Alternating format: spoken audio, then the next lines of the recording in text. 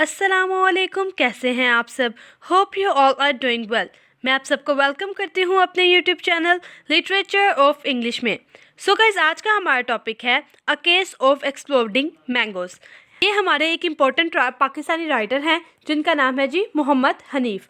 तो मोहम्मद हनीफ़ का exploding mangoes शुरू करने से पहले मैं आपको उनका थोड़ी सी बैकग्राउंड बताऊंगी, उनकी लाइफ हिस्ट्री के बारे में बताऊंगी, फिर हम कंटिन्यू करेंगे हमारा a case of exploding mangoes. So let's continue our lecture. Mohammed Hanif जो थे वो एक ब्रिटिश पाकिस्तानी राइटर थे और एक जर्नलिस्ट थे जिन्होंने न्यूयॉर्क टाइम्स के अंदर काम किया है, और इनके मंथली ओपिनियन जो थी ना वर्क्स वो आते थे न्यूयॉर्क टाइम्स के अंदर। Hanif also written for stage and screen including a feature film. अब इन्होंने फीचर फिल्म कौन सी लिखी है? The long night 2002। ये इनकी इम्पोर्टेंट फीचर फिल्म है। उसके बाद अगर इनकी बुक्स की बात की जाए तो इनकी बुक्स को बहुत ज़्यादा लैंग्वेजेस में ट्रांसलेट किया गया है। इनको 22 लैंग्वेजेस में ट्रांसलेट किया गया है क्योंकि ये एक बहुत फेमस राइटर थे मोहम्मद हनीफ। ये ब्रिटिश और पाकिस्तान दोनों में बहुत ज़्यादा फेमस माने जाते हैं। आगे अगर उनके राइटिंग स्टाइल की बात करें तो his writing style compared with the author Salman Rushdie. इनके राइटिंग स्टाइल को सलमान रुश्दी के राइटिंग स्टाइल से कंपेयर किया जाता है। क्यों कंपेयर किया जाता है?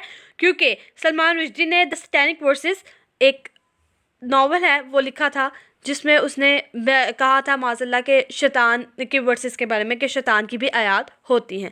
ठीक है जी, इसी वजह से उनका राइटिंग स्टाइल और मोहम्मद हनीफ़ का राइटिंग स्टाइल कुछ मिलता है। और मोहम्मद हनीफ़ एक लिबरल राइटर थे क्योंकि इन्होंने पॉलिटिक्स के ऊपर एक डायरेक्ट सटायर किया है, बजाय इस बात के ये सोचने के बगैर कि इन पर भी कोई रिएक्ट किया जा सकता है, इन पर भी कोई एक्शन लिया जा सकता है। अब अगर मोहम्मद हनीफ़ के मेजर वर्क्स की बात की जाए तो इसके मेजर वर्क्स में आता है a case of exploding mangoes, जो कि इसका फर्स्ट नावल था और इसको बहुत तरक्की मिली। इसको शॉर्ट लिस्टेड किया गया गार्डियन फर्स्ट बुक अवार्ड के साथ और लॉन्ग लिस्टेड किया गया मैन बुकर प्राइज़ इन 2008। इसको एक और अवार्ड मिला गया, it won the Commonwealth book price इन 2009। ठीक है जी, बेसिकली मोहम्मद हनीफ़ के जितने भी नावल्स उन्होंने लिखे हैं अब तक, उनको बहुत ज़्यादा तरक्की मिली है क्योंकि वो एक लिबरल राइटर थे और उन्होंने अच्छे तरीके से पॉलिटिकल सटायर किया है डायरेक्टली तौर पर, ताकि लोग अंडरस्टैंड कर सकें कि आजकल ज़िंदगी में क्या चल रहा है। उसके अलावा इसके जो सेकंड नावल है आवर लेडी ऑफ एलिस भट्टी, उसको भी शॉर्टलिस्ट किया गया था वेलकम ट्रस्ट बुक प्राइज़ में 2012 में, और उसको साउथ एशियन लिटरेचर का प्राइज़ भी मिला था जो कि 2013 में दिया गया था। उसके अलावा जो आजकल इसका फिक्शनल नावल जो फेमस है वो है जी रेड बर्ड्स, जो कि 2018 में पब्लिश हुआ था। ठीक है, मेजर वर्क्स समझ आ गई आपको और ये भी पता लग गया कि मोहम्मद हनीफ़ की हिस्ट्री के लाइफ हिस्ट्री क्या है और उनकी इम्पोर्टेंट वर्क्स क्या हैं। नेक्स्ट अब कंटिन्यू करते हैं जी अपनी समरी को। A case of exploding mangoes. Basically a case of exploding mangoes is written by Mohammed Hanif and it is a comic novel which is published in 2008। Okay, कि 2008 में इसको पब्लिश किया गया था और इसके पीछे एक बहुत बड़ा बैकग्राउंड था जिसकी वजह से अ केस ऑफ एक्सप्लोडिंग मैंगोज़ को लिखा गया था। अब मैं आपको स्टोरी बताती जाऊंगी जिससे आपको पता लग जाएगा कि इसमें बैकग्राउंड क्या था और समरी क्या है इसकी। सबसे पहले बताती हूँ मैं आपको इसका बैकग्राउंड क्या था। तो जी background based on true events of the 1988 plane crash that killed the former president of Pakistan general Mohammad Ziaul Haq. ठीक है जी, ये एक रियल इवेंट पे जो ट्रू इवेंट है उस पर बेस करती है ये सारी स्टोरी। क्या है जी, जो 1988 में प्लेन क्रैश हुआ था जिसमें फॉर्मर प्रेसिडेंट ऑफ पाकिस्तान था जनरल मोहम्मद ज़ियाउल हक को, जो उनका प्लेन क्रैश हो गया था, या फिर ये कह सकते हैं कि उनको मार दिया गया था। किसी भी तरह से इस बात को लिया जा सकता है, लेकिन ये सारा जो नावल है इसकी जो सारी स्टोरी है वो इसी चीज़ पर बेस करती है, प्लेन क्रैश के ऊपर। On August 17, 1988, General Zia boards a C-113 plane dubbed the Pak 1 along with several of his senior officials, the US ambassador to Pakistan, Arnold Raffel, and some crates of mangoes. ठीक है जी, क्या हुआ था जी, अगस्त 17 का दिन था और 1988 ईयर चल रहा था। जनरल ज़ियाउल हक जो थे वो C-13 प्लेन में अपने पाक 1 के साथ, सीनियर ऑफिशियल्स के साथ और यूएस एम्बेसडर्स के साथ, ऑनर रेफलर के साथ जा रहे थे कि सम क्रेट्स ऑफ मैंगोज़ लेकर। अब ये सम क्रेट्स ऑफ मैंगोज़ जो है ना basically case of exploding mangoes को शो करता है कि एक्सप्लोड होना किसका जी, मैंगोज़ का। मैंगोज़ का किस तरह से एक्सप्लोड होना कि जिस तरह प्लेन क्रैश के अंदर ज़ियाउल हक की को प्लेन क्रैश हो गया था। तो इस बात को शो करता है उसका टाइटल भी कि किस तरह से मैंगोज़ एक्सप्लोड हो गए थे। यहाँ पर हम लोग ये कह सकते हैं कि किस तरह से उनका प्लेन क्रैश हो गया था। ठीक है जी, इसमें टाइटल सिग्निफिकेंस भी आपको समझ आ जाएगी कि इसके पीछे मेन मकसद क्या था, और बैकग्राउंड हिस्ट्री भी समझ आ गई है कि a case of exploding mangoes Mohammed Hanif ने इसलिए लिखा था ताकि जनरल ज़ियाउल हक के प्लेन क्रैश के ऊपर ज़्यादा नज़रसानी कर सके। नेक्स्ट अब बताते हैं जी आपको कि बेसिकली स्टोरी है क्या। तो जी अली शिकरी नरेट्स द स्टोरी। इसमें इम्पोर्टेंट करेक्टर जो है, जो मेन करेक्टर है, जो हमारा जिसको कह सकते हैं प्रोटैगनिस्ट है, वो अली शिकरी है। ठीक है जी, और नरेटर भी अली शिकरी खुद है। उसके अलावा जो इसमें करेक्टर्स हैं वो एक कुली शिकरी है। कुली शिकरी कौन है जी, उसका वालिद साहब हैं, उनके फादर हैं किसके, अली शिकरी के। उसके अलावा बेबी ओ है, इसमें एक करेक्टर आता है। जो बेबी ओ है ना, वो एक उसका बेस्ट फ्रेंड है, उसका रूममेट भी था अली शिकरी का, और उसके अलावा उसका लवर भी था। मतलब इसको बहुत अच्छे तरीके से पसंद करता था अली शिकरी को। उसमें ये जो मेन कैरेक्टर्स हैं ये सारे, ठीक है। अंकल स्टार्ची है, एक लॉन्ड्रियर होता है, तो ये सबसे ज़्यादा मेन कैरेक्टर्स थे। अब अपने स्टोरी को कंटिन्यू करते हैं कि अली शिकरी जो है वो बेसिकली नरेटर था स्टोरी का। उसके फादर जो कुली शिकरी थे, उनकी डेथ हो गई थी। स्टोरी में कंटिन्यू करने के लिए उन्होंने ये बताया हुआ है कि उसकी डेथ हो गई थी, और यही बताया गया था कि उन्होंने सुसाइड कर ली है। लेकिन जो अली शिकरी था ना, वो यही कहता था कि मेरे जो फादर हैं उन्होंने सुसाइड नहीं की ही, उनको एक आईएसआई ऑफिसर ने मारा है, उनको किल किया गया है। किसका, मेजर कियानी जिनका नाम था, और किसने कहने पर किल किया गया थी, जनरल ज़िया के ऑर्डर पर उनको किल किया गया है। जिसकी वजह से अली शिकरी जो है वो एक बहुत बड़ा दुश्मन था किसका, जनरल ज़ियाउल हक का, क्योंकि उसको लगता था कि जनरल ज़िया ने मेरे बाप को मरवाया है। ठीक है जी, तो ये मेन प्लॉट है स्टोरी का कि बेसिकली अली शिकरी अपना बदला लेना चाहता था जनरल ज़िया से। इस वजह से अली शिकरी ने ये बात कही कि sometimes there is a blind spot right under your gaze, कि आपको जिस तरह से लगता है कोई इंसान, बेसिकली वो वैसा होता नहीं है, या फिर जो हकीकत आपके सामने नज़र आ रही होती है वो हमेशा नहीं होती है। इसमें इस चीज़ को एक्सप्लेन करने के लिए मैं आपको बताती हूँ कि उस टाइम पीरियड के दौरान दो स्कूल ऑफ थॉट्स चल रहे थे। किस तरह के स्कूल ऑफ थॉट्स चल रहे थे, एक था रिलीजियस पॉइंट ऑफ व्यू, और एक था जो इस रिलीजियस पॉइंट ऑफ व्यू के अगेंस्ट थे। किस तरह से, जो जनरल ज़िया के दौर के लोग थे ना, वो लोग यही इस बात पे बिलीव करते थे कि जनरल ज़िया जब आया था तो उसने बहुत ज़्यादा ना रिलीजियस प्रैक्टिसेस को करना शुरू कर दिया था। उसने कहा था कि सब नमाज़ें पढ़ें, मस्जिदों में जाया करें लोग, और इस तरह से सबको ना मुसलमान होने का एहसास दिला दिया था उसने एक दफ़ा फिर से। ठीक है, जनरल ज़िया हक ने। तो बहुत ज़्यादा लोग इसके साथ भी थे, और बहुत ज़्यादा लोगों ने इसको पसंद भी किया था कि ये देखो कि हम लोगों को इस्लाम के रास्ते पर लेके आ रहा है। लेकिन जो लोग इसके ख़िलाफ़ थे ना, उनमें से एक अली शिकरी था, और इसमें उसने यही बताया है कि sometimes there is a blind spot right under your gaze, कि जिस तरह लोग उसको जनरल ज़िया को पसंद कर रहे थे कि वो इस्लाम को तबलीग कर रहा है, इस्लाम को फैला रहा है हम लोगों के दरमियान, बेसिकली ऐसा नहीं था। बेसिकली वो एक किलर है। उसके बाद story take place back and forth between Ali's revenge plan, his observation of general Zia life, कि बेसिकली जो स्टोरी है ना वो किन के गिर्द घूमती है, अली के रिवेंज के गिर्द, कि वो किस तरह से प्लानिंग करता है जनरल ज़िया को मारने की, और जनरल ज़िया के लाइफ के ऊपर कि किस तरह वो कहता है कि रिलीजियस प्रैक्टिसेस को आम किया जाए, और बेसिकली वो किस तरह का होता है। उसके बाद आ जाता है कि अली एक पाकिस्तानी एयरफोर्स एकेडमी ज्वाइन करता है अपने कुछ कैंडिडेट्स फ्रेंड्स के साथ।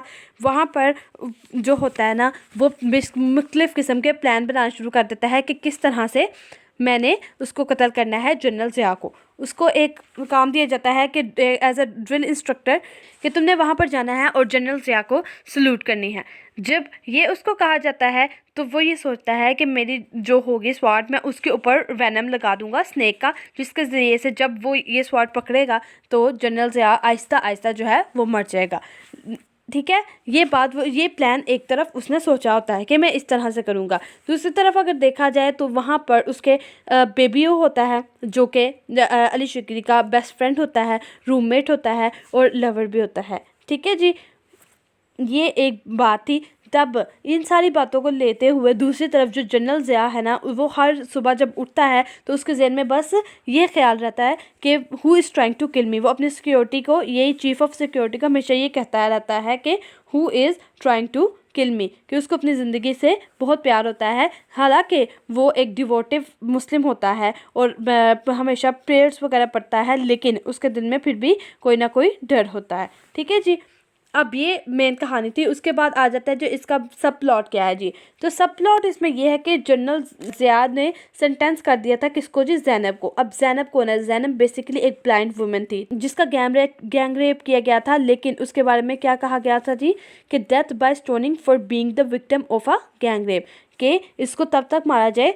पत्थर जब तक ये मर ना जाए। ठीक है जी, तो एक ये था। तो वहाँ पर उसने, ज़ैनब ने जनरल ज़ियाउल हक को एक बददुआ लिखकर, कहते हैं कि एक लिखकर उसने बददुआ अपने जेल की सुलाख के अंदर रखी। वहाँ से एक क्रो उड़ा और उसने जाके जनरल ज़ियाउल हक के प्लेन के आगे आया और वो प्लेन क्रैश हो गया। कहने में ये आता है इस स्टोरी के, वो मैं आपको एंड पर बताऊंगी इसकी मेन रीज़न क्या थी, कि मैं आपको ये बात क्यों बताती। लेकिन आपने ये बात ज़रूर याद रखनी है कि बेसिकली ज़ैनब एक सब कैनब का मेन प्लॉट है, सब प्लॉट। ठीक है, उसमें वो बताया गया कि वो एक ब्लाइंड वुमन होती है जिसका गैंग रेप हुआ होता है और उसको डेथ बाय स्टोनिंग का ऑर्डर दिया जाता है। ठीक है जी, नेक्स्ट अब जो आ जाता है, क्या हुआ था जी। उसने कहा था कि मैंने आपको पहले भी रिश्ता बता दिया कि या तो उसका बदला इस तरह से लिया जाए कि यूज़ ऑफ स्नेक वेनम से। स्नेक वेनम जो है वो अपने स्वाड पर लगाएगा और जब जनरल ज़िया उसको पकड़ेगा तो उसकी आहिस्ता आहिस्ता जो है वो जहर उसके अंदर फैल जाएगा, उसकी डेथ हो जाएगी। दूसरी तरफ जो एक बात उन्होंने की, उन्होंने कहा वो अपने बेबियों के साथ, अपने बेस्ट फ्रेंड के साथ जाता है और वो कहता है कि हम लोग एक ऐसा प्लेन अरेंज करेंगे जिससे हम लोग क्या करेंगे जी, जनरल ज़ियाउल हक उसमें बैठेगा और वो मर जाएगा। ठीक है, ये भी उन्होंने सोचा था। तो ये और बेबियो चले, अली शिगरी और बेबियो जाते हैं वहाँ पर प्लेन लेने के लिए। जब वो वहाँ पर जाते हैं तो वहाँ पर अली शिगरी को पकड़ लिया जाता है, उसको पकड़ के ले जाया जाता है जी। वहाँ पर एक लाहौर फोर्ट है, वहाँ पे एक टॉर्चर सेंटर में उसको डाल दिया जाता है। ठीक है जी, अब उसको टॉर्चर किया जाता है, उसको लोगों की आवाज़ें आ रही होती हैं कि किस तरह से लोगों को टॉर्चर किया जा रहा है। तब उसको अचानक पता चलता है कि ये सारा कुछ जो है मेरा फादर इस चीज़ का रिस्पॉन्सिबल था। लाहौर फोर्ट का ये टॉर्चर सेंटर जो है मेरे फादर ने ही क्रिएट किया है। तो वो क्या कहता है जी, nice work dad, nice work. ठीक है, वो ये बात करता है और वहाँ पर उसको, अली शिगरी को बहुत ज़्यादा टॉर्चर किया जाता है। फिर अचानक से मेजर कियानी वहाँ पर अपीयर होता है और अली को टॉर्चर करना शुरू कर देता है। Suddenly a change in ISI command take place and Ali is freed in the nick of time to avoid torture. ठीक है जी, ISI का जो है वो रूल चेंज हो जाता है, कमांड चेंज हो जाती है और अली के टॉर्चर सेल से निकाल दिया जाता है। फिर जब वो फोर्स अकेडमी के अंदर वापस आता है और ड्रिल वाला दिन आ जाता है जब उसने जनरल ज़ियाउल हक को सल्यूट करनी थी, वो सोचता है कि आज फाइनली मेरा बदला जो है, रिवेंज जो है वो पूरा हो जाएगा और मैं अपने स्वाड के ऊपर जब स्नेक का वेनम लगाऊंगा तो उसके जरिए जनरल ज़ियाउल हक की मौत हो जाएगी। लेकिन ऐसा क्या होता है, ड्रिल को सल्यूट करने से पहले ही general Ziaul boards the doomed Pak 1, वो वहाँ पर जाता है और उसका जो होता है प्लेन क्रैश हो जाता है। अब जो है ना, बहुत ज़्यादा क्वेश्चंस अराइजेस होते हैं कि आखिर ऐसी क्या वजह थी इसकी वजह से जनरल ज़ियाउल हक की मौत होगी। However, the novels wraps up without confirming whether or not Ali was successful in his attempt to assassinate the general। क्या अली कामयाब हो गया था जनरल को असैसिनेट करने में? या फिर दूसरी बात ये पैदा होती है कि rather the book ask was it the curse crying crow that crashed into the plane's engines while pursuing the mangoes on board। या फिर ऐसा हुआ था कि प्लेन के आगे जो है वो कवा आ गया था और उसकी वजह से प्लेन क्रैश हो गया था। या फिर और was it as explosive planted in the mangoes by the Ali Pakistani Sweepers Association in revenge for the death of their general secretary at the hands of major Kiani.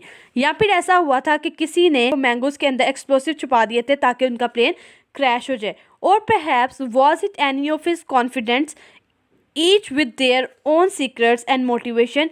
It may even have been the CIA's doings। या फिर CIA का कोई बंदा था जिसने ये plan किया हुआ था कि जनरल ज़ियाउल हक को इस तरह से मारना है।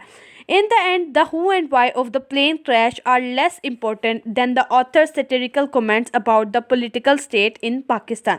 ठीक है जी, इस उसने कहा जी हु और वाई के एंड में कि प्लेन कैसे क्रैश हुआ था। जो द नॉवल की मेन थिंग थी is about the satirical comment. ये सैटिरिकल कमेंट है किसके ऊपर जी? The political state in Pakistan.